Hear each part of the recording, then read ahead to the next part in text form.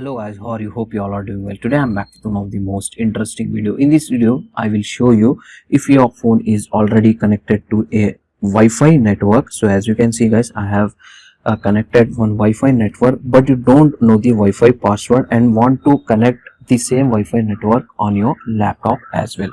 So in this video I will show you a smart and working QR code method to connect your Windows laptop without asking for the password from your phone. Okay, in your phone you need to open your Wi-Fi settings. Okay, here you can get the settings gear icon after the connected Wi-Fi network. Just tap on it and here you can get the option QR code.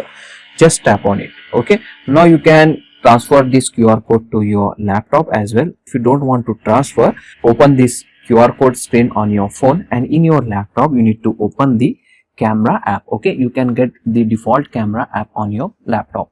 So just simply you need to open this. After opening the camera app guys, here in the right side here you can get the option photo, video and QR code. From here you need to select the QR code option only. This is the video option, this is the photo option, and last one is to scan the QR code. Just need to select this QR code option from here and just place your QR code in your camera, in front of camera. So it will take some time to scan it.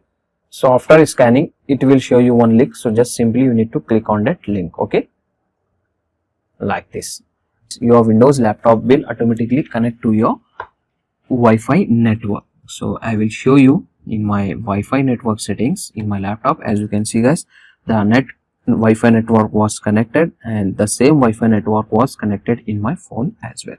So this is the easy and very simple method to connect the Wi-Fi on your laptop without Wi-Fi password.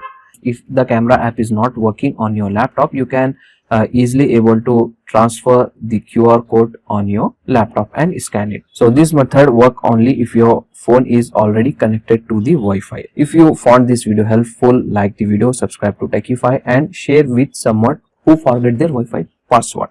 Thanks for watching. See you in the next one.